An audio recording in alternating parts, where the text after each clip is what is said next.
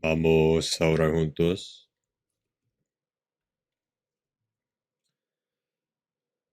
Dios nuestro Padre Santo y misericordioso que nos ama y que está en el cielo. Nosotros, cuando estábamos en nuestro pecado alejado de ti, el Señor ha recibido la maldición, el juicio y la ira que debíamos recibir.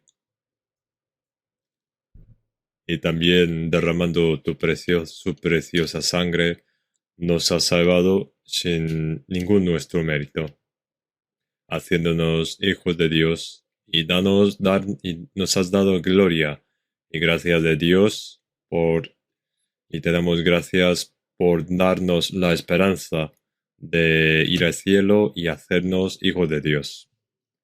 En esta hora nosotros que estamos redimidos por la sangre preciosa del Señor, estamos reunidos aquí en esta santa comunión para alabar tu gracia y el amor, aprendiendo tu palabra. Señor, que obra en nosotros, entre nosotros, sostén a cada uno de nosotros con tu mano misericordiosa y danos la gracia a cada uno de nosotros. Guarda todas nuestras iglesias que están en medio de dificultad y también todos los hermanos que guardan su fe también. Ayuda para que puedan predicar el Evangelio del Señor y llevar muchas almas perdidas ante el Señor y que haya gran obra de salvación de Dios. Dentro para el retiro de verano, que va a haber dentro de poco, que el Señor esté con los hermanos salvos para que sean unánimes y predicar el Evangelio del Señor y que haya obra santa de Dios y que reciban muchas almas y que muchas almas reciban la salvación. Te pedimos para que cumpla todo esto, para que sea gozo y gloria tuya. Que el Señor gobierne y guíe también para los enfermos y débiles. Guarda a cada uno de ellos y dales tu gracia y fuerza para que el resto de sus vidas puedan servir a Dios, predicar el Evangelio y que no tengan dificultad de hacer trabajo de Dios, a la hora de hacer trabajo de Dios. En esta hora también guíanos para que podamos conocer tu palabra que nos quieres enseñar y conocer tu santa voluntad. En el nombre de nuestro Señor. Amén. Vamos a buscar San Marcos capítulo 2. San Marcos capítulo 2.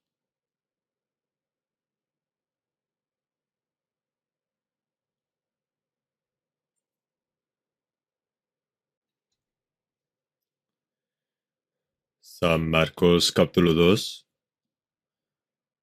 Desde versículo 1 a 12. San Marcos capítulo 2. Desde versículo 1 a 12.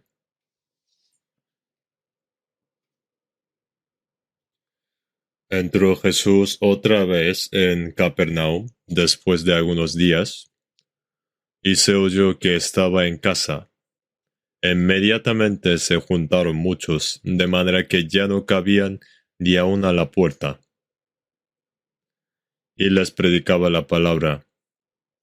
Entonces vinieron a él unos trayendo un paralítico, que era cargado por 4, y como no podían acercarse a él a causa de la multitud, descubrieron el techo de donde estaba, y haciendo una abertura, bajaron el lecho en que yacía el paralítico.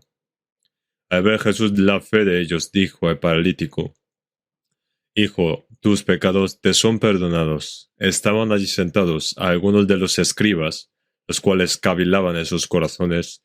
¿Por qué habla así? Blasfemias, dice. ¿Quién puede perdonar pecados sino solo Dios? Y conociendo luego Jesús en su espíritu que cavilaban de esta manera dentro de sí mismos, les dijo: ¿Por qué caviláis así en vuestros corazones? ¿qué es más difícil? ¿Decir al paralítico, tus pecados te son perdonados? ¿O decirle, levántate, toma tu lecho y anda? Pues para que sepáis que el Hijo del Hombre tiene potestad en la tierra para perdonar pecados, dijo al paralítico. A ti te digo, levántate, toma tu lecho y vete a tu casa. Entonces él se levantó enseguida y tomando su lecho salió delante de todos, de manera que todos se asombraron y glorificaron a Dios diciendo, nunca hemos visto tal cosa.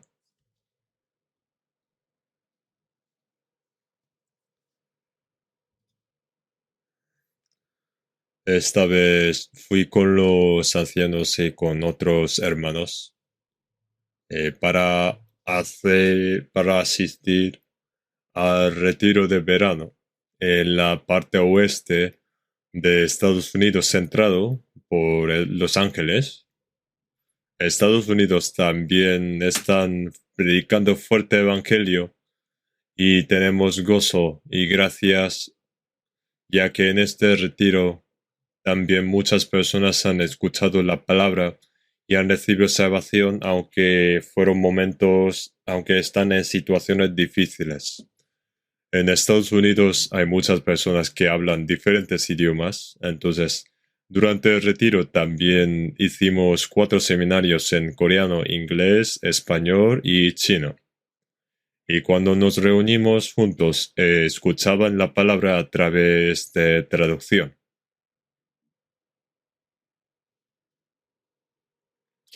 Entonces escuchaba la traducción, los que hablaban diferentes idiomas. Estados Unidos también antes mandaba muchos misioneros en diferentes países, pero ahora ahora no manda muchos misioneros a diferentes países y dentro del mismo país, por el desarrollo de la cultura, entonces se vuelve cada vez más conveniente sus vidas, entonces la obra de salvación es cada vez menos. Pero sin embargo, Estados Unidos todavía hay muchos cristianos que creo cualquier otro país del mundo, creo. Entonces nuestra iglesia predica el Evangelio y dice que hay 55 millones de hispanohablantes viviendo en Estados Unidos, es decir, tanto como la población coreana. Por eso los pastores aprendieron español. Entonces, estos hispanohablantes, sobre todo de México, los llaman como latinos. Entonces les predicamos el evangelio y muchas personas reciben la salvación. En la iglesia central de Los Ángeles hay como 200 latinos salvos y hay 100 coreanos. O sea, los latinos son dobles. Y esta vez el retiro se llevó a cabo en la ciudad de Santa Ana, situado al sur del centro de Los Ángeles. Y allí está la iglesia central de Los Ángeles. Hicimos el retiro en un edificio grande, pero esta vez nuestra iglesia hemos comprado un local grande y ahora están reuniendo allí. Es muy difícil comprar un edificio en los Estados Unidos, pero gracias a Dios hemos comprado un edificio que utilizaba como iglesia y estamos utilizando después de reparar. Los Ángeles es la ciudad más grande y más poblada de Estados Unidos. He oído que es más grande, pero no sé exactamente su población. Por supuesto, será mucho más grande que Seúl, Entonces será necesario hacer más iglesias en muchas partes de Los Ángeles. Y si oramos y evangelizamos más, tal vez puede haber gran obra de salvación en los Estados Unidos y esperamos que esto ocurra.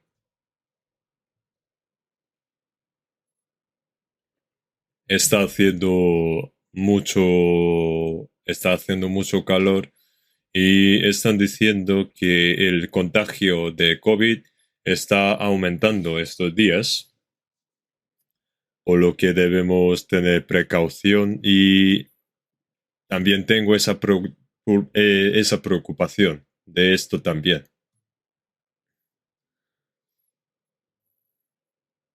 Pero en medio de estas dificultades debemos predicar fuertemente y pronto habrá retiro de verano y muchos están orando para que haya una gran obra de salvación de Dios.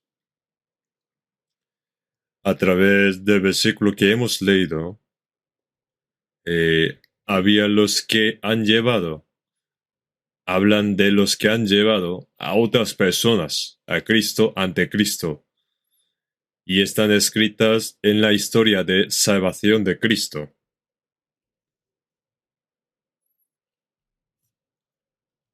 Entonces, el título de hoy será Los que han llevado pecadores a Cristo. Jesús fue a Capernaum y se quedó allí en una casa. Entonces, la gente oyó los rumores de que Jesús está allí. Entonces, mucha gente visitó a Jesús, a esa casa, y había tanta gente que no podían pasarse ni siquiera por la puerta de la casa. Creo que Jesús y sus discípulos no podían descansar porque mucha gente seguía a Jesús donde quiera que iba. Entonces fue difícil de alojar y descansar. Entonces no dejó de predicar la palabra, sanar a los enfermos, ayudar a los débiles y continuar evangelizando así durante 3 años. Entonces hubo mucha gente que ya no cabía ni aun a la puerta y les predicaba la palabra. Pero pone que Jesús siempre predicó el Evangelio del Reino de Dios donde quiera que vaya. Y habló sobre la verdad de que un pecador pueda entrar en el reino de Dios. Pero si vemos el versículo 3, entonces vinieron a él unos trayendo un paralítico, que era cargado por 4. Un paralítico es quien no puede moverse, acostado, y está acostado.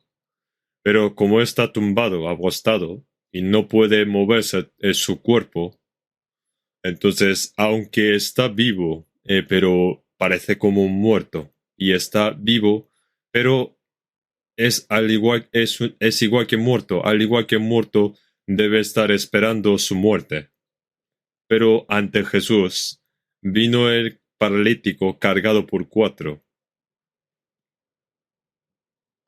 Jesús hizo milagros de revivir el muerto, limpiar el leproso, sanar el paralítico.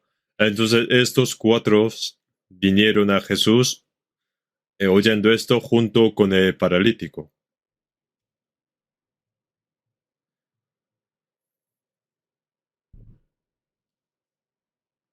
Nosotros no podemos asegurar de que trajeron al paralítico sin escuchar su opinión o que dijera el paralítico, llévame a Jesús.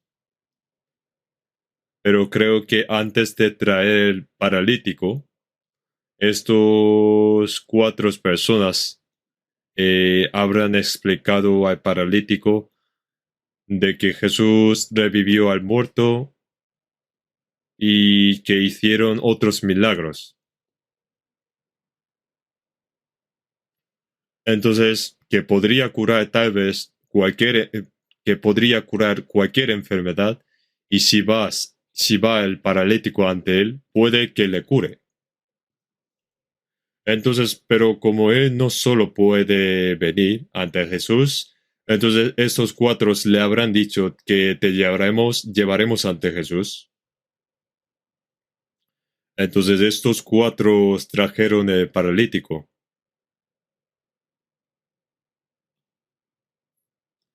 Yo no lo sé, no lo conozco muy bien, pero creo que vinieron de bastante lejos.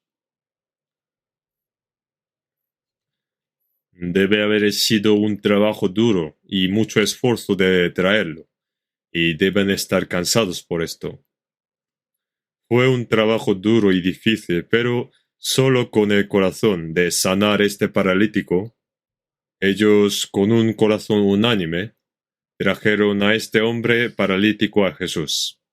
Pero cuando llegaron, la casa estaba lleno de la multitud. Esta casa donde estaba Jesús estaba lleno de multitud.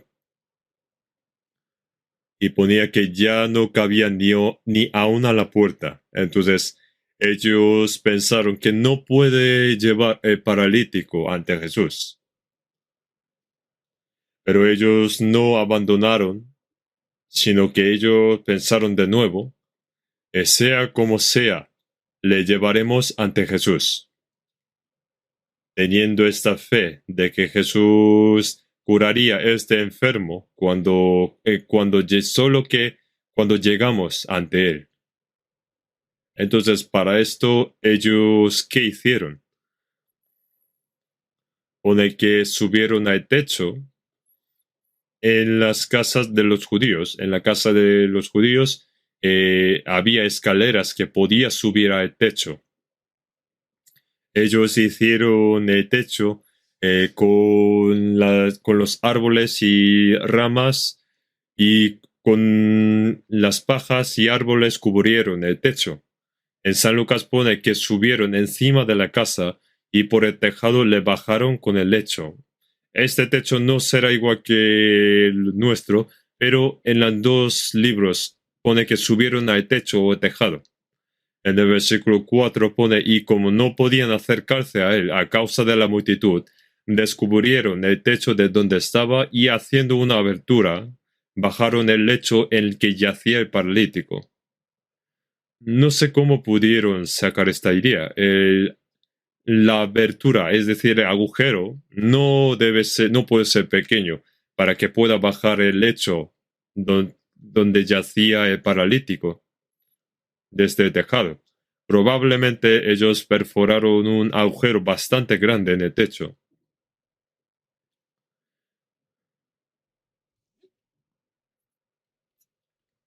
Estimaron que Jesús estaría ubicado por aquí más o menos y habrán hecho agujero en el techo. Y pone que hicieron agujero y atado con la cuerda, bajaron el lecho. Como fueron cuatro, deben cooperar y trabajar juntos cuando tenía que bajar el lecho atado con las cuerdas. Si se desequilibra al bajar, el paralítico podría caerse. También ellos trabajaron juntos mientras que traía el paralítico, y también con un corazón unánime de llevar este enfermo a Jesús, y ellos hicieron un agujero en el techo y bajaron el lecho. Cuando imaginamos esta escena, hay algo que parece que no tiene sentido. ¿Cómo se le ocurrió romper el techo y bajar el lecho para llevarlo ante Jesús? No solo la gente que estaba allí, sino que el dueño de la casa también habrá sorprendido mucho. Entonces pensó, ¿acaso vais a destruir toda mi casa? Y muchas personas también habrán criticado. Pero, ¿qué estáis haciendo? ¿Cómo podéis romper el techo y bajar el paralítico? Pero aunque muchos han criticado, pero ellos solamente estaban pensando en llevar a este paciente a Jesús por cualquier medio posible. También habrá pensado ya pagar y recompensar por el techo al dueño, por romper el techo. Pero ellos solo tenían el corazón de salvar a este paciente que iba a morir ante cualquier dificultad.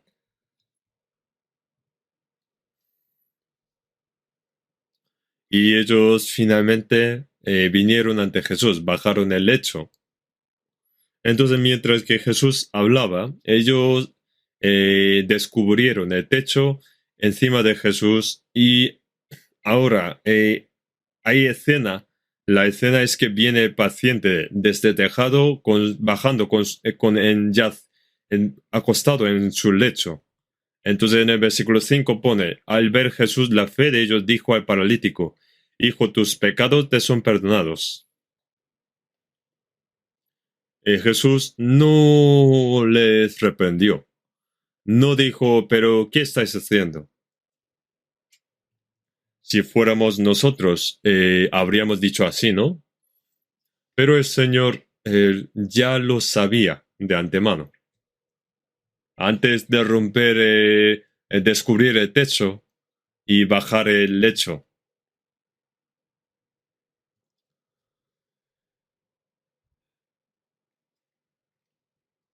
Había mucha gente que quería ver a Jesús. Por ejemplo, en San Lucas 19, Zaqueo, el recaudador de impuestos en Jericó, quería ver a Jesús, pero era bajo. Entonces se subió a un árbol sicómoro, por donde pasaba Jesús. Él fue recaudador de impuestos en ese pueblo. Y entonces, para los judíos era como un ladrón que recauda muchos impuestos, dineros de los judíos y daba y los pagaba a Roma. Pero a ese hombre malo que subió a un árbol sicómoro, Jesús le conocía ya de antemano. Que Zaqueo, para Jesús, estaba buscando la manera y subió al árbol. Jesús viendo a Zaqueo dijo, Zaqueo, en San Lucas 19:5, Zaqueo, date prisa, desciende. No es que alguien dijo a Jesús, ese hombre se llama Zaqueo. Jesús ya conocía hasta su nombre. El Zaqueo, desciende. Jesús ya sabía cómo era esa persona, si era recaudador o pecador. Pero cuando él tenía corazón de buscar a Jesús, Jesús le vio primero. Porque hoy es necesario que pose yo en tu casa, entro en la casa de un pecador. Zaqueo se sorprendió y llevó a Jesús a su casa. Ese día Zaqueo recibió la salvación. Y Jesús en San Lucas 19:9 dijo, hoy ha venido la salvación a esta casa, por cuanto él también es hijo de Abraham. Que la bendición de Dios prometido con Abraham también vino a esta casa. El Zaqueo dijo, he aquí, Señor, la mitad de mis bienes doy a los pobres, y si en algo he defraudado a alguno, se lo devuelvo cuadruplicado. Nadie le ordenó que hiciera esto, pero él mismo se arrepintió de sus pecados. Estas cosas sucedieron donde quiera que vaya Jesús. Jesús es el que encuentra a los que le buscan con fervor. En Jeremías 29:13, y me buscaréis y me hallaréis, porque me buscaréis de todo vuestro corazón. Entonces él conocía el trabajo de las personas que trajeron el paralítico y también el ferviente deseo de este pobre paralítico de ser sanado. Y dijo al paralítico, tus pecados te son perdonados.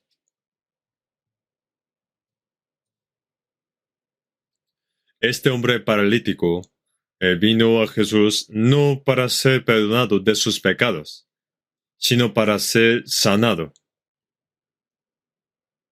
Debe ser su ferviente deseo de este hombre para ser curado.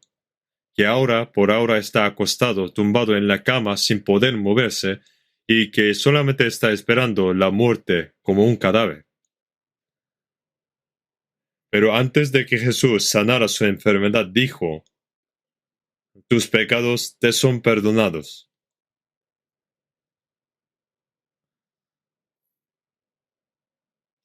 Jesús no vino a sanar el cuerpo.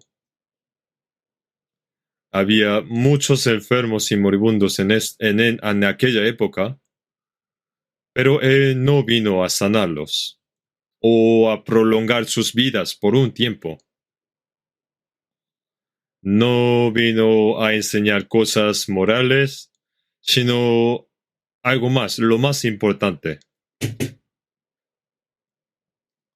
Lo importante que Jesús vino a hacer, como ya sabemos, fue salvar almas que estaban muertos en pecados y transgresiones, para salvar a los que fueron vendidos al diablo por sus pecados e ir al infierno iba al infierno para siempre. Salvaron. Jesús les salvó para que puedan entrar en el reino de Dios y vivir en la gloria eterna con Dios de acuerdo con el propósito de la creación. La salvación es tener vida eterna sin que perezca. Él vino a salvar a los pecadores. Para ser salvo, debe ser perdonado sus pecados porque es una persona que será destruida a causa de sus pecados. No hay salvación sin el perdón de los pecados. Entonces Jesús dijo a esa persona: tus pecados son perdonados. En Levítico 17:11, Dios, a través de Moisés, dio su palabra al pueblo de Israel. 1500 años antes de que viniera Jesús, a través de Moisés fue escrito la palabra de que en Levítico 17:11, porque la vida de la carne en la sangre está, y yo os lo he dado para hacer expiación sobre el altar. Esta sangre, en la época del Antiguo Testamento, sea una oveja, cabra o becerro, tenía que matar un animal inocente para que mueran por los pecadores. Y la sangre se rociaba sobre el altar de expiación para expiar sus pecados. La palabra expiación en la Biblia significa que deudor está endeudado. Un hombre es vendido y sus hijos no tienen más remedio que ser tomados también como esclavos. Sin embargo, se llama rescate, en el que otra persona paga el precio por él y le compra antes de que vendiera como esclavo.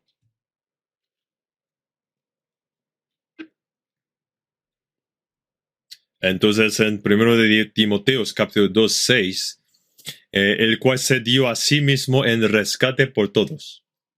Es el que rescata, que paga el precio del pecado y da libertad a los que fueron esclavos.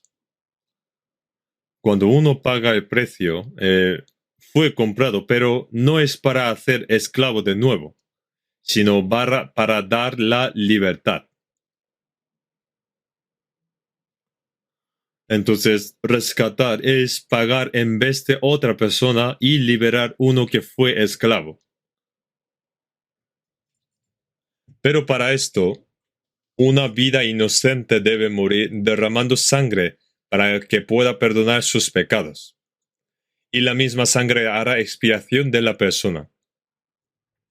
Entonces, a partir de ese momento, durante 1500 años, durante esa larga historia, el pueblo de Israel, por la causa de desobedecer a las palabras de Dios, muchas ovejas, cabras y becerros murieron derramando su sangre y rociaron en el altar para quitar sus pecados. Pero como está en escrito en Hebreos 10:4, porque la sangre de los toros y los de los machos cabríos no puede quitar los pecados. ¿Cómo puede un animal perdonar los pecados del hombre y morir por sus pecados? Que no puede ser así. Esto significa que más tarde, Cristo, el Hijo unigénito de Dios sin pecado, viene como en forma de ser humano, y Jesús es la única persona sin pecado. Jesús no es un descendiente de Adán. En Adán todos se convirtieron en pecadores. Pero Jesús nació tomando prestado el cuerpo de una virgen por un momento. Entonces en 1 de Juan 3:5 dice, y sabéis que Él apareció para quitar nuestros pecados, y no hay pecado en Él. Un inocente sin pecado vino a morir en lugar de los pecadores. Así que Jesús fue un hombre justo desde su nacimiento. Nunca pecó y cumplió perfectamente los mandamientos y la ley. Cumplió sus trabajos según la ley. Solo los justos pueden morir por los injustos. Entonces, en 1 de Pedro capítulo 3, 18, porque también Cristo padeció una sola vez por los pecados, el justo por los injustos, para llevarnos a Dios. Tal como dice esta palabra, el unigénito de Dios, quien es Dios, quien no tiene pecado, vino como hombre para hacerse cargo del pecado de las personas y morir en lugar de ellos.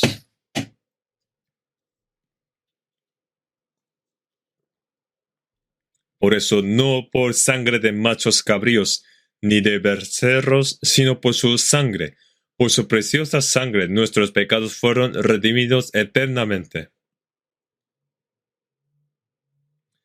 Por eso Jesús, aun sin haber muerto en la cruz, sabiendo que iba a perdonar todos los pecados muriendo en la cruz y derramando toda la sangre, le dijo a este paralítico, sabiendo todo esto, dijo a este paralítico, hijo, tus pecados te son perdonados. Se lo dijo con antelación. Una persona está pagando sus deudas y dice, ahora no tengo dinero, pero te pagaré más tarde. Es una persona que tiene la capacidad, debe ser una persona que tiene capacidad de pagar esta deuda, sea de 10 millones o de 100 millones de euros. Entonces, Jesús, ya sabiendo que sus pecados serán perdonados, con antelación dijo, sabiendo que él se encargaría de sus pecados, dijo al paralítico, tus pecados te son perdonados. Jesús vino a salvar sus almas y llevarlos al reino de Dios. El cuerpo, aunque sean curados, finalmente morirán. No vino a salvar las enfermedades carnales. No vino a curar las enfermedades carnales, sino que vino a resolver los problemas de la enfermedad del espíritu, el pecado. Y dijo, tus pecados te son perdonados. Sin embargo, había algunos escribas, es decir, entre el pueblo de Israel, habían los que se enorgullecen de sí mismo por servir a Dios. Y estas escribas eran los que enseñaban la Biblia, y los fariseos son los que consideraban que ellos eran más justos. Y entonces, ¿por qué ellos estaban sentados allí? Estos están aquí no para escuchar la palabra de Jesús, sino para criticar y reprender las palabras que decía Jesús, pues si ha hecho algo mal, para denunciar a Jesús con la excusa de haber hecho algo incorrecto. Entonces estaba buscando para criticar algo. Entonces por eso estaba sentado ahí. Estaban allí sentados algunos de los escribas, cavilando en sus corazones, no diciendo, sino pensando, ¿cómo puede un hombre decir esto? Blasfemias, dice.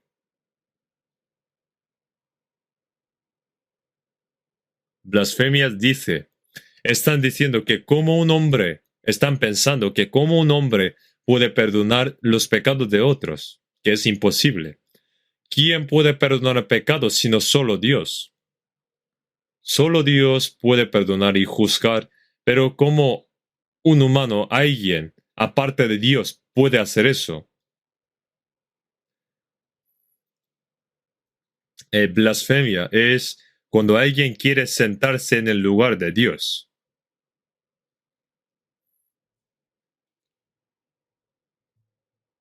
Los judíos querían matar a Jesús.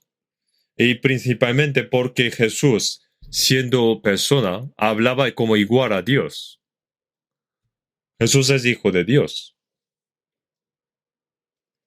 Entonces Jesús cuando dijo que es hijo de Dios, entonces ellos dijeron, porque tú siendo hombre te haces Dios. Pero Jesús realmente es Dios. Si vemos en Filipenses capítulo 2, versículos 6 y 7, el cual siendo en forma de Dios, era Dios mismo, sino que se despojó a sí mismo, tomando forma de siervo, hecho semejante a los hombres. Jesús es Dios en persona. ¿Por qué? Vino para solucionar el problema de las personas.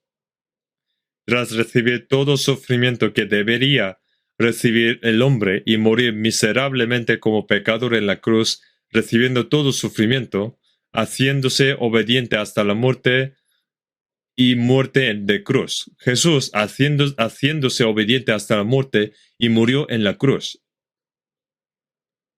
en vez de nosotros. ¿Y por qué? Porque es voluntad de Dios salvar a los pecadores. En la Biblia pone, entonces dije, he aquí que vengo, Dios, para hacer tu voluntad, como en el rollo del libro está escrito de mí. Según el Antiguo Testamento, es voluntad de Dios perdonar los pecados al morir derramando sangre. Vino a cumplir su voluntad, pero los judíos no lo conocían. No. ¿Qué es la Trinidad? La igualdad entre el Padre, Hijo y el Espíritu Santo. En Génesis capítulo 1, versículo 26, dice, hagamos al hombre a nuestra imagen. Dice hagamos, en plural. Dios es Dios es uno, pero se representa a la vez como Padre, Hijo y Espíritu Santo. Son tres, pero son uno. Y es uno, pero hace tres trabajos. Esto es algo que no podemos entender con nuestros conocimientos. En Génesis capítulo 1, 11, tras el diluvio universal, se construyó la torre de Babel porque querían ser como Dios. Y al ver eso, Dios dijo, ahora pues descendemos y confundamos allí su lengua para que ninguno entienda el habla de su compañero. ¿Quién habló con quién? El Padre, Hijo y Espíritu Santo. Si vemos en San Juan 3, pone, de cierto te digo, que lo que sabemos hablamos y lo que hemos visto testificamos, y no recibes nuestro testimonio. ¿De quién habla aquí? Habla del Padre, Hijo, del Espíritu Santo. De cierto te digo que lo que sabemos hablamos y lo que hemos visto testificamos, y no recibís nuestro testimonio. Jesús es uno con Dios y Dios apareció en persona y es quien cumplió la obra de salvación de Dios, y el Espíritu Santo nos predica y hace comprender esta gracia de Dios y siembra, planta la vida en nuestros corazones y hace cambiar nuestras vidas y corazones. Por eso, Espíritu Santo, Espíritu de Dios y Espíritu de Cristo son iguales. En mí está el Espíritu Santo, el Espíritu de Dios y Espíritu de Cristo son mismo. No se puede separar, pero los judíos no sabían de esto. Entonces dijeron, porque tú siendo hombre te haces Dios. Jesús es hombre, pero es Dios a la vez. Es Dios, pero se hizo hombre. Su cuerpo es como el nuestro. Pero Jesús es Dios. Con unas palabras hace revivir el muerto. Limpia al leproso y da de comer a 5,000 personas. Calmó las grandes tempestades y tormentas. ¿Quién es este que aun el viento y el mar le obedecen? ¿Y quién es? Es Dios.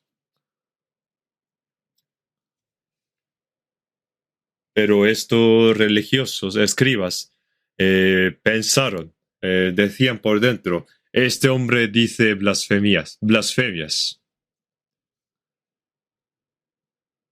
¿Qué pasaba con las personas que se hacían llamar Dios? Hay que apedrearlos por blasfemia. Por eso todos los religiosos judíos querían matar a Jesús, vaya donde vaya. Muchas veces lo intentaron. Jesús probablemente hubiera muerto antes de ser crucificado si el poder de Dios no hubiera estado con él. Jesús sabía hasta sus pensamientos y en la Biblia pone, y conociéndolo Jesús en su espíritu que cavilaban de esta manera dentro de sí mismos, les dijo, ¿por qué caviláis así en vuestros corazones? Sabían que estaban diciendo por dentro, estaban diciendo blasfemias, dice, ¿por qué caviláis así en vuestros corazones? Jesús está mirando nuestros corazones hasta ahora mismo también. En Jeremías capítulo 17, 9 dice, engañoso es el corazón más que todas las cosas, y perverso, ¿quién lo conocerá? Ni nosotros mismos sabemos cuán engañoso y perverso es nuestro corazón, pero yo Jehová que escudriño la mente, que prueba el corazón, para dar a cada uno según su camino, según el fruto de sus obras. Aunque no conozcamos nuestros corazones, Dios sí lo hace. En San Mateo 10, capítulo 10, versículo 30, pone, pues aun vuestros cabellos están todos contados. No sabemos ni cuántas pestañas tenemos, pero Dios sabe cuántos cabellos, hasta nuestros cabellos, hasta nuestros cabellos están contados para Dios. No hay nada que no puede saber. Sabe todos nuestros corazones, los pecados que había cometido por dentro, corazón, de palabra y de obras, los pecados que habíamos olvidado, los pecados escondidos, todo Dios lo conoce. Si recordamos nosotros todos nuestros pecados, no podríamos vivir por la vergüenza y por sufrimiento, pero Dios no lo olvida y sabe todo. Sabe todo y Jesús dijo, ¿por qué caviláis así en vuestros corazones? Reprendieron lo que estaban pensando por dentro. Y en versículo 9 dice, ¿qué es más fácil? ¿Decir al paralítico tus pecados te son perdonados o decirle levántate, toma tu lecho y anda?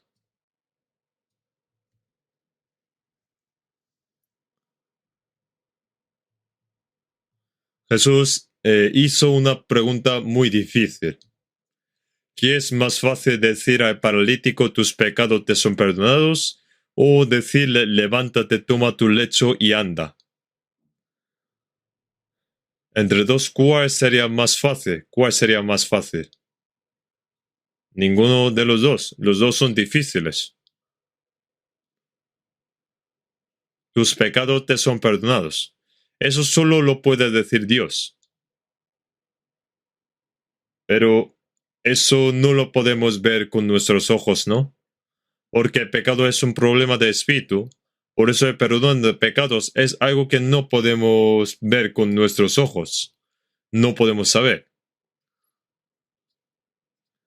Por eso decir tus pecados te son perdonados es fácil de hablar, pero su contenido es algo que solo Dios puede saber. Después, levántate, toma tu lecho y anda. Esto es algo difícil también. El poder de curar a alguien es algo que las personas, algo que solamente los que tienen poder de Dios pueden hacer. Hasta el diablo también puede hacer milagros. Por eso en Mateo 7:22 dice, muchos me dirán aquel día, Señor, Señor, no profetizamos en tu nombre y en tu nombre echamos fuera demonios y en tu nombre hicimos muchos milagros. Realmente echan demonios, curan enfermedades, pero con los poderes de Satanás. En el budismo también. En el budismo no hay un objeto para creer, no hay Dios para creer. Ellos llaman a los diablos y con eso curan momentáneamente las enfermedades. Entonces Satanás también puede hacer milagros. En Apocalipsis 13 pone que cuando el anticristo aparezca, los falsos profetas harán milagros y harán caer fuego del cielo. Quien hizo caer fuego del cielo fue Elías. Pero los falsos profetas de última época de Anticristo harán muchos milagros con el poder obtenido de Satanás y con ello atraerán mucha gente. Satanás engaña para que no crean en Dios. Por eso en 2 Tesalonicenses capítulo 2 dice, cuando aparece el anticristo, habrá mucha obra de Satanás y milagros, y con todo engaño de iniquidad para los que se pierden, por cuanto no recibieron el amor de la verdad para ser salvos.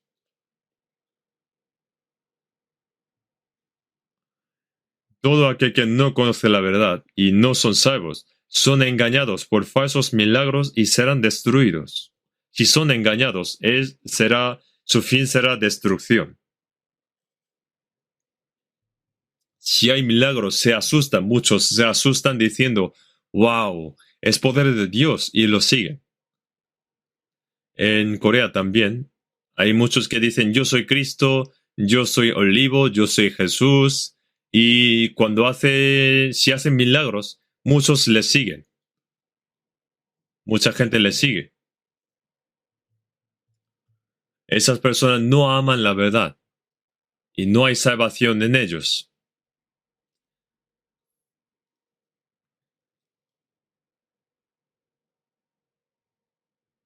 Hay falsos milagros y con todo engaño de iniquidad para los que se pierden. Entonces hay milagros de Dios y milagros de Satanás también. Pero no tienen que asustarse por los milagros. Hay muchas personas que siguen solo los milagros. Pero si siguen solo los milagros, en la última época pueden ser engañados.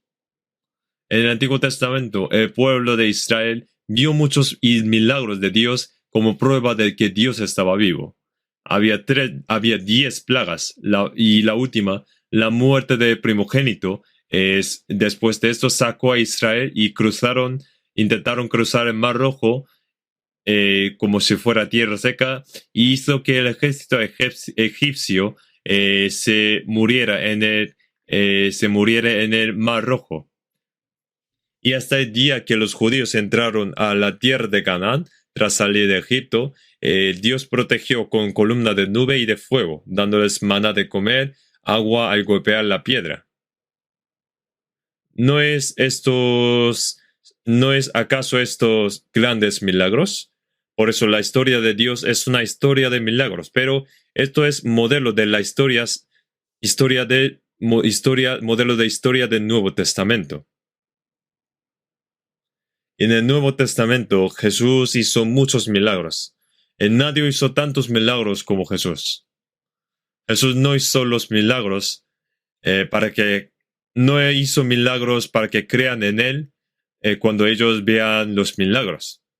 Es posible que a través de los milagros puede testificar de que él es el Cristo, pero al mismo tiempo Jesús mostró como modelo cómo salvaría nuestras almas con su muerte y resurrección. Hizo resucitar al muerto, es que salvaría nuestro espíritu de pecado e inmundicia. Limpiar el leproso es como limpiaría nuestro espíritu. Lepra en la Biblia significa pecado. La lepra espiritual. Los que no son limpios no pueden ir al lugar santo, pero al igual que limpió a los leprosos, nos limpió a nosotros, pecadores.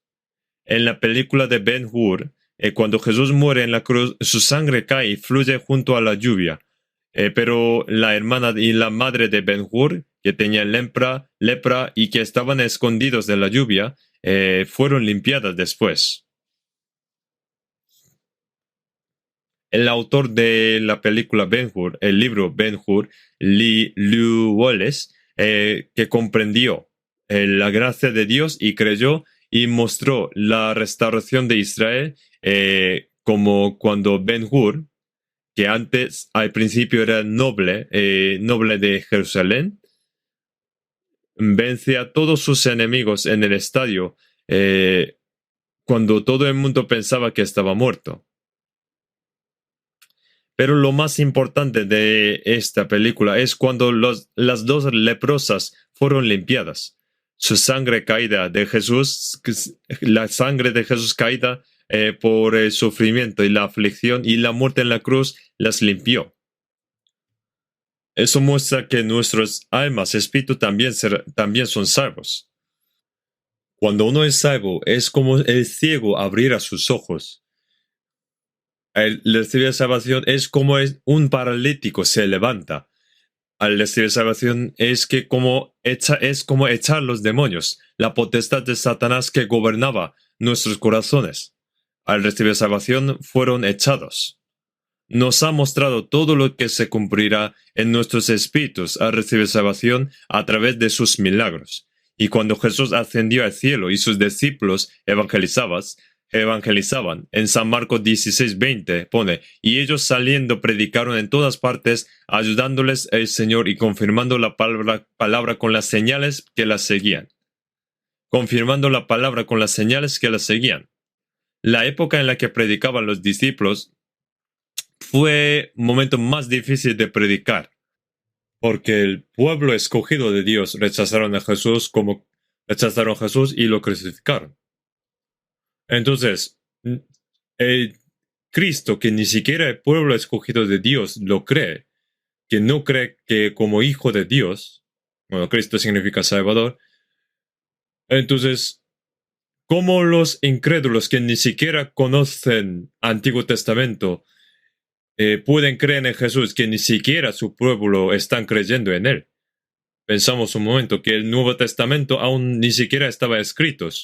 Entonces, en la época que predicaban los discípulos, sin los milagros no podían predicar.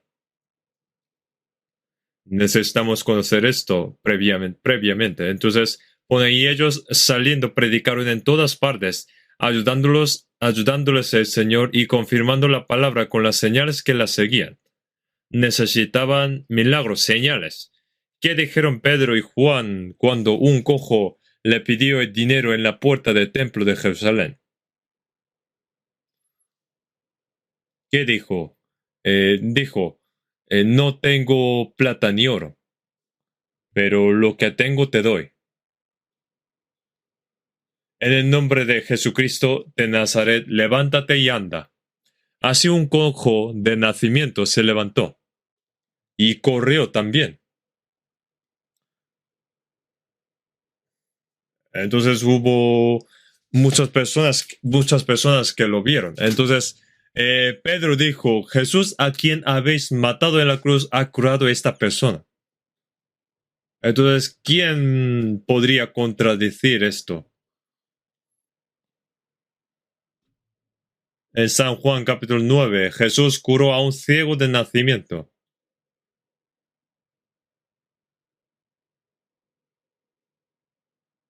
Y los judíos religiosos le preguntaron, ¿quién te curó?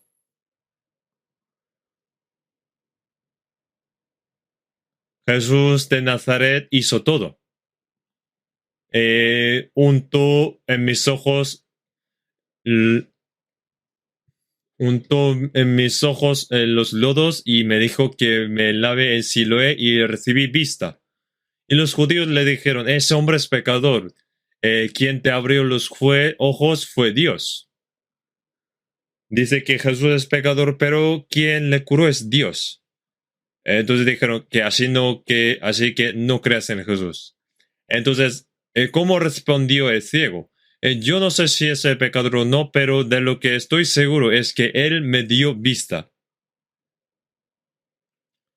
Nosotros somos ciegos de vista también, nacimiento, espiritualmente. Somos ciegos de vista de nacimiento. Significa que las personas son ciegas. El mundo que creó Dios, lo hermoso y maravilloso, eh, no piensan viendo todo el universo que ha creado Dios. No piensan en la grandeza de Dios. Viendo todas las cosas, solamente, aunque sea una flor, solamente una flor, puede sentir el verdadero amor de Dios, pero no lo piensan. ¿Por qué? Porque son ciegos. No saben lo divino ni lo eterno, solo creen lo que ven, lo material. Viven como bestias. Entonces, cuando recibimos la salvación, es que nuestros ojos se abrieran. Podemos sentir el amor de Dios al ver las bellas flores y los aves. Con toda su creación podemos ver su amor, cuánto nos ama, su sabiduría y su belleza, su grandeza y hasta el mundo eterno que nos espera. ¿Y, y cómo podemos ver? Porque nuestros ojos se han abierto.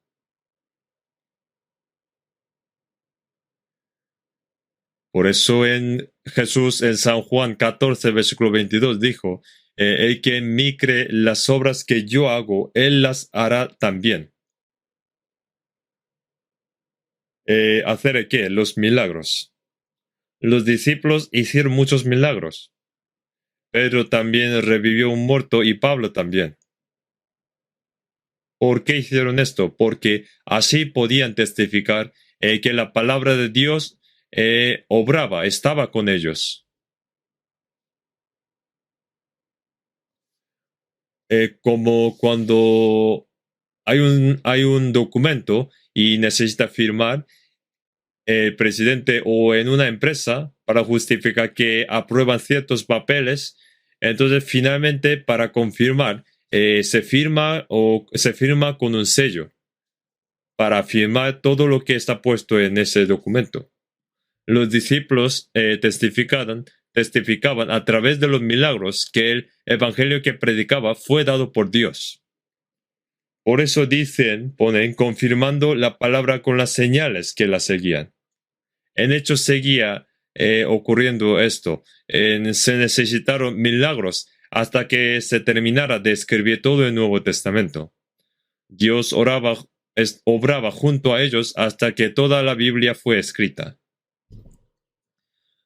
Ahora vivimos en una época en la que se predica esta palabra ya toda escrita y creemos a través de la palabra.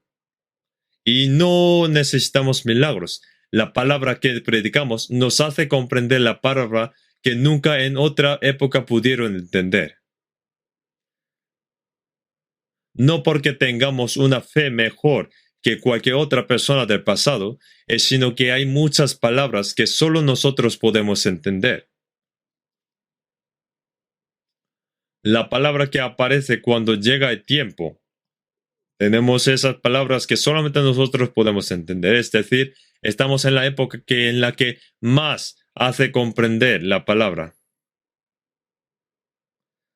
Una cartel, por ejemplo, un cartel que ponga que por aquí va a Toledo, por ahí Valencia, solo lo necesita para la gente que es nueva, solo los nuevos necesitan los carteles.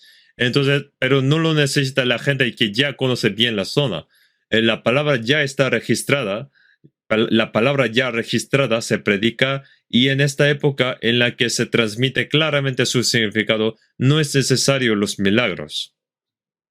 Pero al contrario, aunque nosotros creemos a través de la palabra, al contrario, el diablo obra con milagros, más milagros en la última época.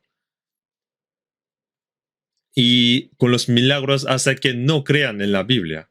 Hace creer en los milagros y no en la Biblia. Es la obra de Satanás, lo contrario. Por eso Jesús en San Juan 14:12 dijo, de cierto os digo, el que en mí cree, las obras que yo hago, él las hará también.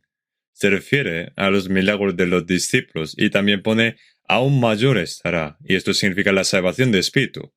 Jesús le dio comer a 5,000, a 3,000 personas, y cuando Pedro predicó recibieron salvación, 3,000, 5,000 personas recibieron salvación. Jesús revive a los muertos y cuando nosotros predicamos, en la Biblia pone, de cierto os digo, viene la hora y ahora es cuando los muertos oirán la voz del Hijo de Dios y los que la oyen vivirán. Cuando uno recibe salvación, el muerto revive. En Efesios capítulo 2, versículo 1 dice, y él os dio vida a vosotros cuando estabais muertos en vuestros delitos y pecados. ¿El qué? El Espíritu. ¿Y cómo? Cuando escuchamos el Evangelio, revive a nosotros, da vida a nosotros. Jesús, al igual que echó fuera demonios el Evangelio. Con el Evangelio saca fuera el demonio cuando uno recibe la salvación. En Hechos capítulo 26, predicando este Evangelio, pone, para que abra sus ojos para que se conviertan de las tinieblas a la luz y de la potestad de Satanás a Dios. Vamos a buscar San Juan capítulo 20. San Juan capítulo 20.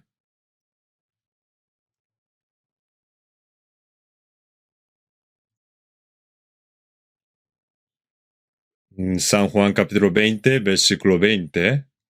Y cuando les hubo dicho esto, les mostró las manos y el costado, y los discípulos se regocijaron viendo al Señor.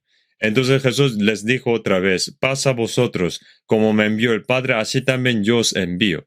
Y habiendo dicho esto, sopló y les dijo, recibid el Espíritu Santo, a quienes remitiréis los pecados, les son remitidos, y a quienes se los retuviereis, les son retenidos. Cuando Jesús resucitado apareció ante los discípulos y les mostró la marca de clavo en sus manos y la lanza y dijo, paz a vosotros, que yo he recibido toda la maldición del juicio, así que estad en paz. Es la paz, y nuestro espíritu está en paz. Y como me envió el Padre, así también yo os envío. En el capítulo 6, Jesús dijo, porque he descendido del cielo, no para hacer mi voluntad, sino la voluntad de quien me envió. La voluntad del Padre es que Jesús muera en la cruz y que perdone nuestros pecados eternamente. Ahora Jesús ha muerto y resucitado. Esto testifica que Jesús es Cristo que ha enviado por Dios. Nos hizo creer esto. Pone, y como me envió el Padre, así yo os envío. ¿Qué significa esto? Jesús murió en la cruz y resucitó y cumplió la obra de la redención. Y después dijo, y como me envió el Padre, así que yo os envío. Esto significa que la obra que ha cumplido Jesús, los discípulos predican esto, lo que ha Jesús cumplido. Solamente discípulos, no, todas las personas que han entendido la gracia de Dios y que han recibido salvación son enviados por Dios para evangelizar. El evangelio no solamente predican los pastores o misioneros, sino todos los salvos son enviados de Dios. Entonces, todos somos enviados de Dios. Entonces, ¿para qué? ¿Qué deben hacer los enviados? A quienes remitiréis los pecados, les son remitidos, y a quienes se les retuviereis, les son retimidos. En el catolicismo dice que Pedro tiene la llave del cielo, pero en San Mateo 16, Pedro testificó, tú eres Cristo, el Hijo de Dios viviente. Entonces le respondió Jesús, porque no te reveló carne ni sangre, sino mi Padre que está en los cielos. Y a ti te daré las llaves del reino de los cielos, y todo lo que ataras en la tierra será atado en los cielos, y todo lo que desataras en la tierra será desatado en los cielos. Por eso dicen que Pedro fue primero en recibir la llave del cielo. Y que como Pedro no puede hacer todo solo, entonces el Papa de Roma tiene ese trabajo también, y en lugar de Papa también trabajan las curas juntos también. Entonces la gente va confiesa diciendo, yo hice estos pecados. Entonces el cura dice, tus pecados te son perdonados, diciendo así. Hasta ahora. ¿Cuánta gente está yendo al infierno por esta falsa doctrina? Jesús le dijo a sus discípulos, a quienes remitiréis los pecados, les son remitidos, y a quienes se los retuviereis, les son retenidos. ¿Se lo dijo a Pedro? No, a todos los discípulos, y solo a ellos, no, a nosotros también. En Hechos capítulo 8, cuando Felipe se encontró con el eunuco de Etiopía, el que venía a dar sacrificio en Jerusalén, y subió a su carro y le enseñó la Biblia y él lo comprendió. ¿Quién fue Felipe? Un diácono, un eunuco muy importante con mucha potestad de Etiopía, recibió la salvación. En Hechos capítulo 8 también sale el diácono Esteban. fue apedreado hasta la muerte evangelizando. No solo los discípulos. En las grandes persecuciones de Jerusalén pone que todos se esparcieron. Pero por miedo a morir ellos se esparcieron, ellos estaban escondidos por miedo, no, fueron a predicar en todos los momentos, en todos los lugares, no solo los santos, no solo los discípulos, sino todos los santos, todos eran predicadores. Predicaron que Jesús murió por ti, que perdonó todos tus pecados y si crees hay salvación. Si se predica la verdad de que por la sangre de Jesús los pecados son perdonados, son remitidos y que si no creen, serán destruidos. En Romanos capítulo 10, versículo 14, ¿cómo pues invocarán a aquel en el cual no han creído? ¿Y cómo creerán en aquel de quien no han oído? ¿Y cómo oirán sin haber quien les predique? Aunque Jesús murió en la cruz para una eterna redención, pero si no hay nadie que predique, nadie puede creer esto. La fe es por el oír. ¿Cómo vas a creer sin oír? Hay casos excepcionales en los que comprendes solo leyendo la Biblia, pero la mayoría no entienden aunque lean. El eunuco también estaba leyendo la Biblia, pero dijo, ¿entiendes lo que lees? Entonces dijo, ¿y cómo podré si alguno no me enseñare? Claro que no entienden. Tiene que predicarles los que han entendido primero. La forma en la que la obra de Dios en la forma en la que la obra Dios es a través de las personas que han recibido salvación. ¿Y cómo predicar si no fueran enviados? ¿Fue solamente Jesús enviado? ¿O solo los discípulos? Los que han recibido salvación primero son los enviados. Si hemos sido enviados, ¿cómo no predicaremos? Tenemos una misión de vida de evangelizar. Este paralítico, ¿quién fue quien despertó su corazón para que fuera ante Jesús para ser curado? ¿Lo habrá sabido solo él? Como los que ya creen en Jesús se lo contaron. Él quiso ser salvo, curado, y como no podía ir solo, habrá pedido ayuda, y le habrán respondido, nosotros te ayudaremos. Por eso pudo este paralítico venir a Jesús desde tan lejos.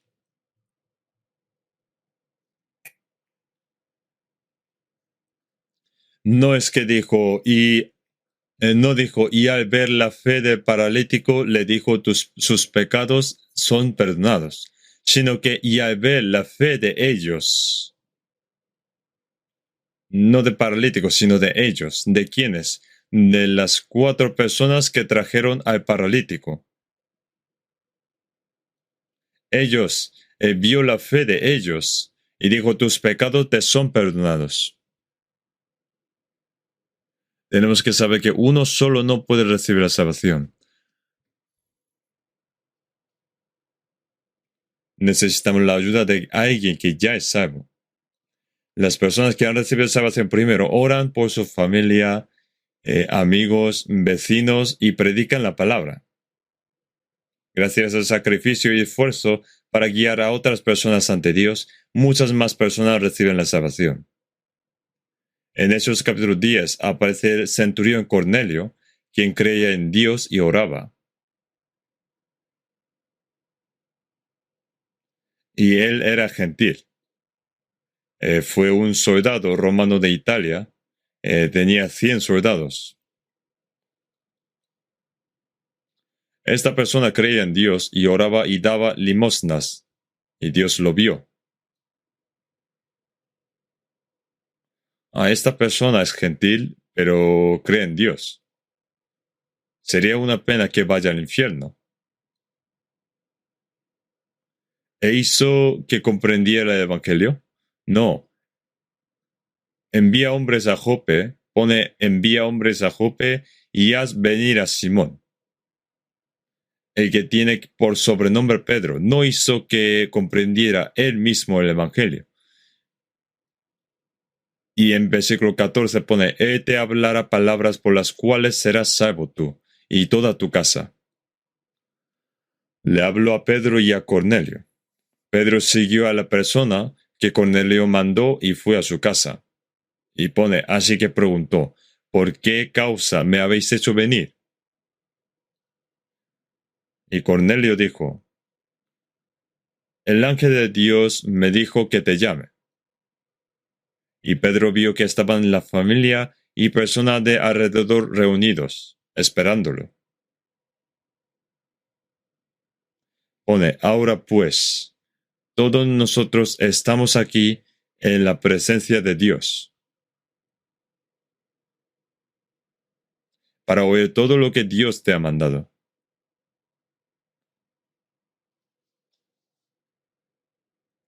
Pedro testificó valientemente. No solo Cornelio, sino que sus familias y vecinos también recibieron salvación. Mucha gente recibió la salvación gracias a la fuerte oración y predicación de otra persona que ya era salva. En San Juan capítulo 4, Jesús se encuentra con una mujer samaritana con muchos pecados.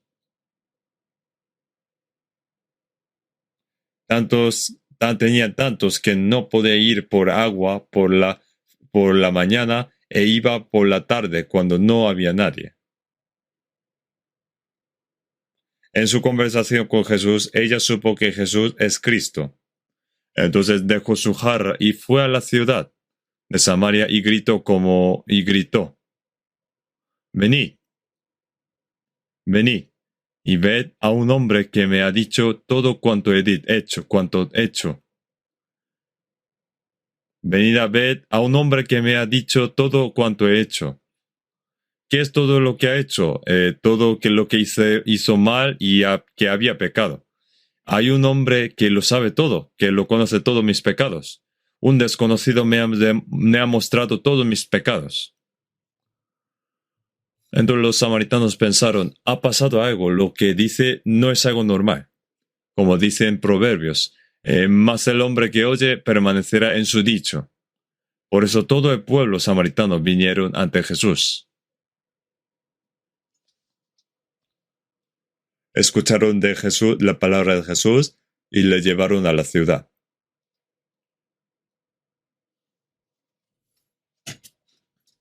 Jesús predicó durante 2 días a mucha gente estando allí.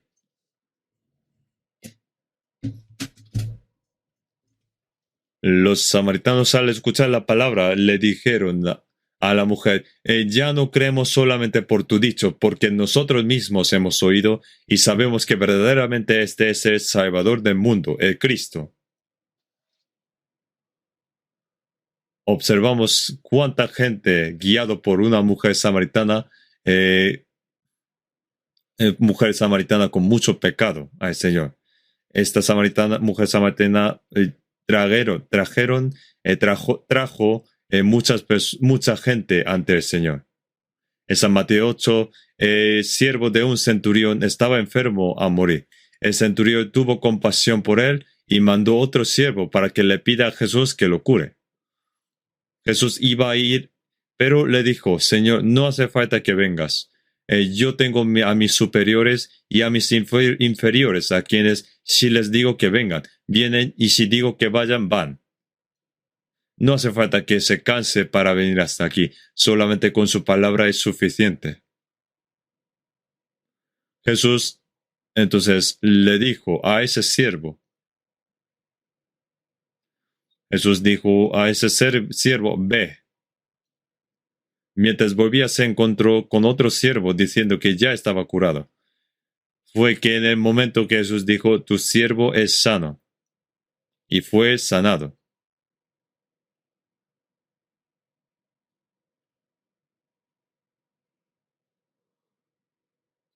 Hay muchos casos en los que las personas reciben la salvación gracias a otro que ya era salvo.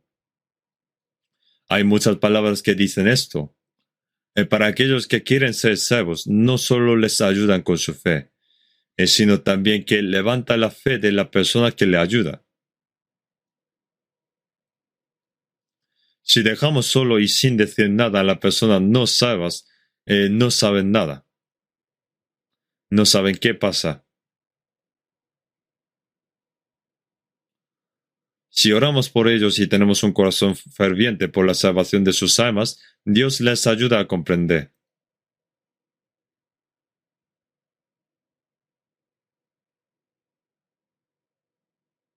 Mejor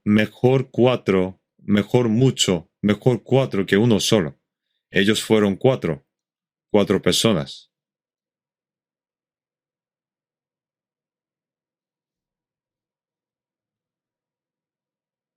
Son las personas que llevaron el lecho en sus hombros, descubrieron el techo y bajaron a ese hombre paciente ante Jesús. ¿Qué dice esto? Jesús no mira solamente la fe de la persona que quiere ser salva, sino de la persona que ha recibido salvación primero y que lo ha traído ante él. Y pone, al ver Jesús la fe de ellos, dijo el paralítico, ten ánimo, hijo, tus pecados te son perdonados. Queremos ver también esto en el retiro de verano también. Si oramos fervientemente y para aquellos que quieren decir que reciban la salvación, entonces, por ejemplo, un imán, cuando un imán atrae un metal y se pega a ella, a través de este metal pegado se atrae otro imán.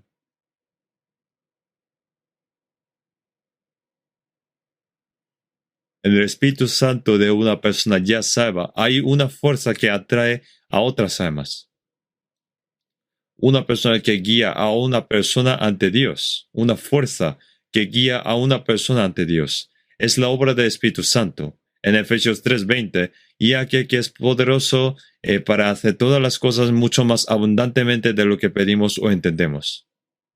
El Espíritu Santo obra con poder entre nosotros. Si una persona salva no tiene interés en la salvación de otras almas, nadie puede recibir la salvación. Si un salvo no tiene interés de las almas de otras personas no salvas, no sirve mucho.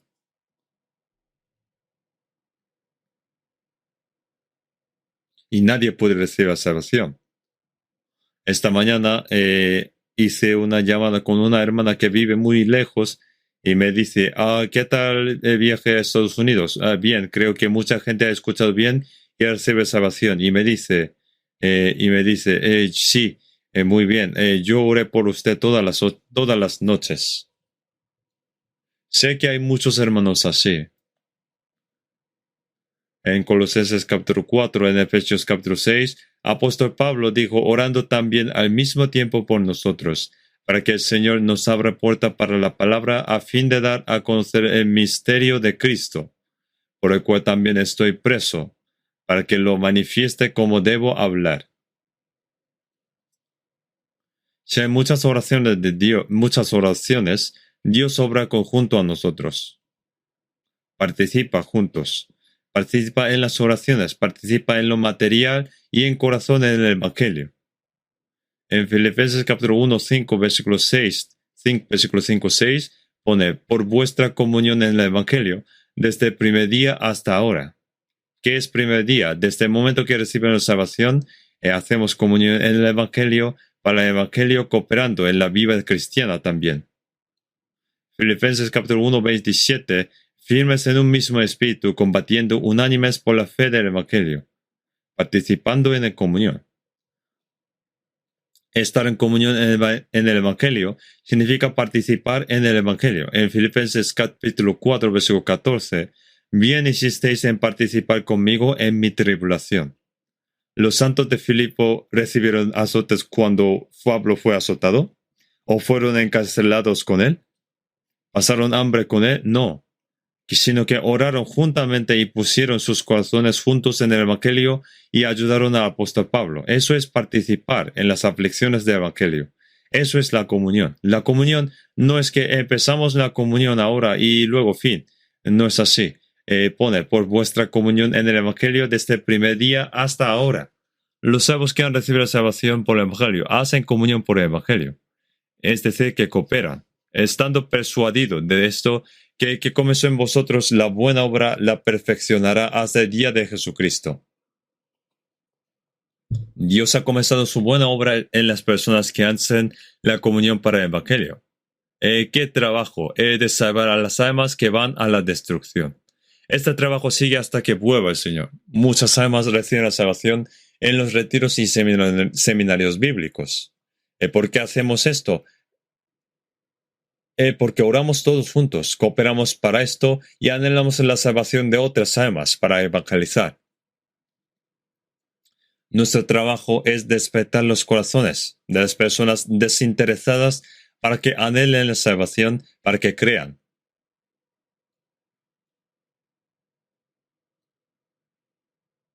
¿Deberíamos dejarlo sin más? Algunos dejan a su familia no salva, que no recibe salvación, ni oran ni piensan en evangelizar. Unos si van al evangelio, bueno, irán ellos solos. ¿Qué tiene que ver conmigo? ¿No tiene que ver nada contigo?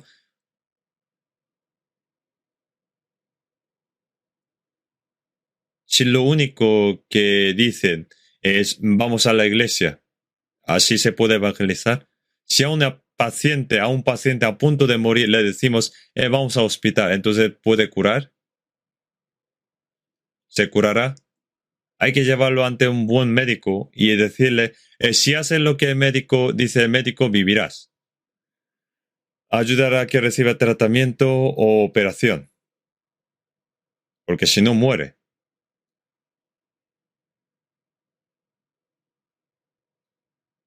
Entonces el médico le ayudará para que reciba más operaciones. Pero, por ejemplo, si decimos solo vamos a la iglesia, ¿sería suficiente? Eso no es evangelizar. Predicar es guiar al Señor para que un pecador pueda recibir la salvación.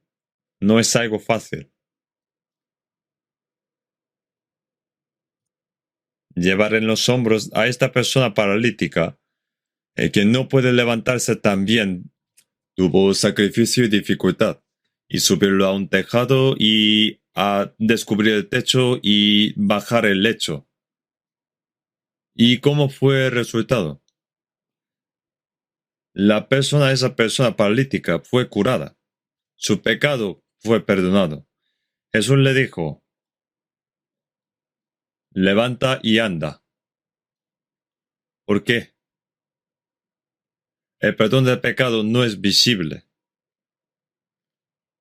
Se mostró que Jesús tiene la potestad de perdonar pecados, que Dios tiene el poder de perdonar su pecado, los pecados, al decirle que ande.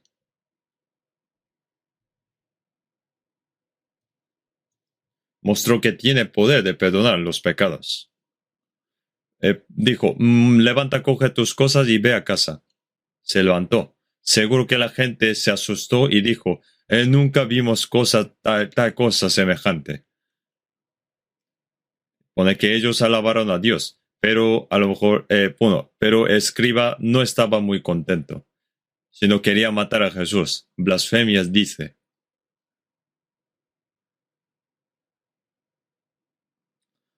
Y en los seminarios bíblicos del retiro, más gente, muchas personas suelen recibir la salvación. ¿Y por qué será?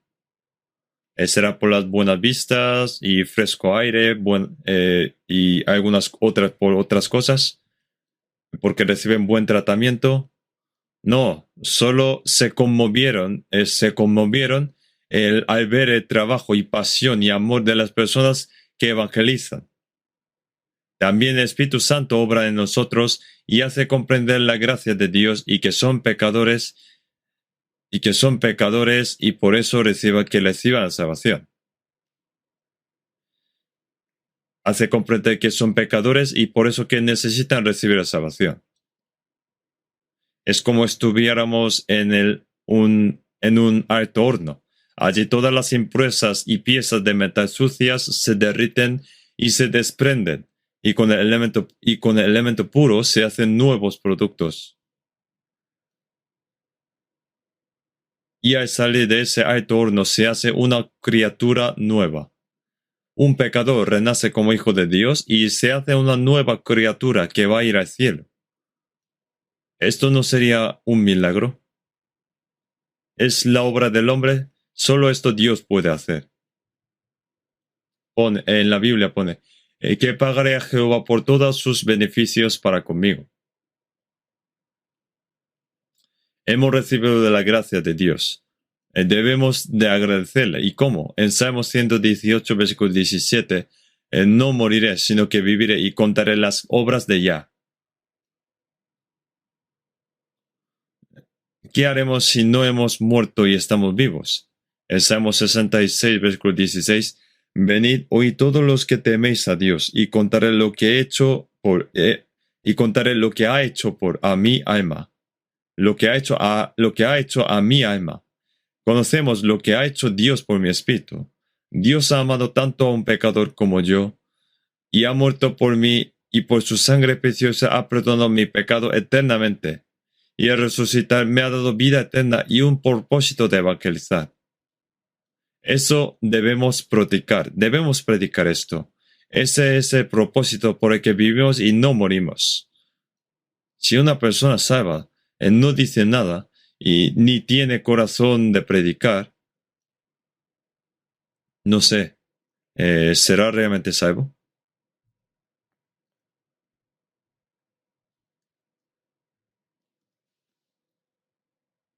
Si vemos a una persona ahogándose en el agua y solo decimos, ¡ay, qué pena!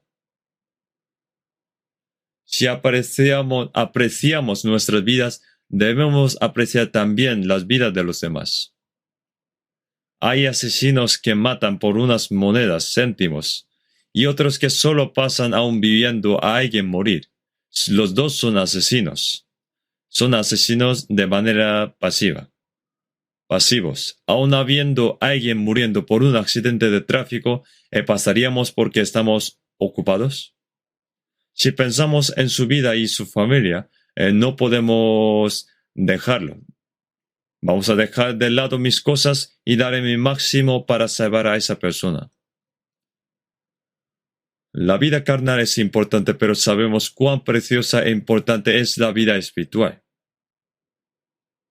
Cuán preciosa es la obra de salvar a cada persona que iba a ir al infierno. En San Juan capítulo 5, 21, porque como el Padre le mata a los muertos y les da vida, así también el Hijo a los que quiere dar vida. Levantar a los muertos, nosotros también podemos revivir muertos. Pone mi Padre hasta ahora trabaja. Jesús trabaja y el Espíritu Santo trabaja entre nosotros, por lo que podemos revivir a los muertos. Por eso estamos en el mundo. Como decía el cántico, pronto la noche viene y nadie puede trabajar. Sí, el sol está a punto de caer. Dentro de poco no podremos trabajar y el Señor vuelve de nuevo. En la última época pone, el que duerme en el tiempo de la siega es hijo que avergüenza. Tenemos que dar nuestro máximo para evangelizar a un alma más. Pero deberíamos de quedarnos dormidos en el sueño de la carne, soñando sueños inútiles. En este retiro debemos de cumplir la gran obra de Dios de llevar alma por alma ante el Señor. No debemos de olvidar que Dios utiliza a los salvos para cumplir con su obra para salvar a los pecadores. Esta vez también oremos y trabajemos y trabajamos juntos. Si uno suda por su trabajo, esfuerzo en el entrenamiento, dice que sangra menos en la guerra. Si los salvos sacrificamos más y sudamos más, menos pecadores irán al infierno. Siendo un solo corazón, siendo unánimes de corazón, vamos a esforzarnos a salvar más almas. Cuando todos están de vacaciones en la playa o en el extranjero, en el otro país extranjero, en este tiempo cálido, nosotros vayamos al retiro, dejando todo en Dios para salvar a una alma, aunque sea una alma más. Somos voluntarios en participar en la obra de Dios. Espero que al participar muchas almas puedan recibir la salvación y podamos glorificar a Dios con gran alegría.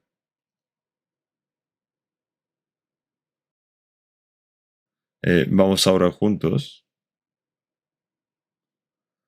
Dios nuestro Padre misericordioso, en este último tiempo que tú has fijado, tú nos has llamado entre muchas personas del mundo. Te damos gracias por tu gracia que nos has dado. Dentro de poco nosotros sabemos que terminará esta época de gracia que tú has permitido y habrá el juicio y la ira de Dios. Sabemos que nosotros no nos avergonzamos del Evangelio que nos da esperanza de tener vida eterna, tu amor y entrar en el cielo.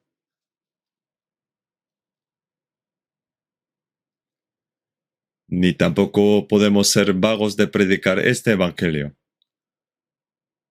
El Señor, a través de este retiro de verano, que muchas almas reciban la salvación y que obre, Señor, y que seamos unánimes de orar y esperar, y que esté Dios en medio de todo esto, y que reciban muchas almas la salvación. También que todo esto sea tu gran gozo y gloria, y que utilízanos según la voluntad del Señor. En el nombre de nuestro Señor Jesús. Amén.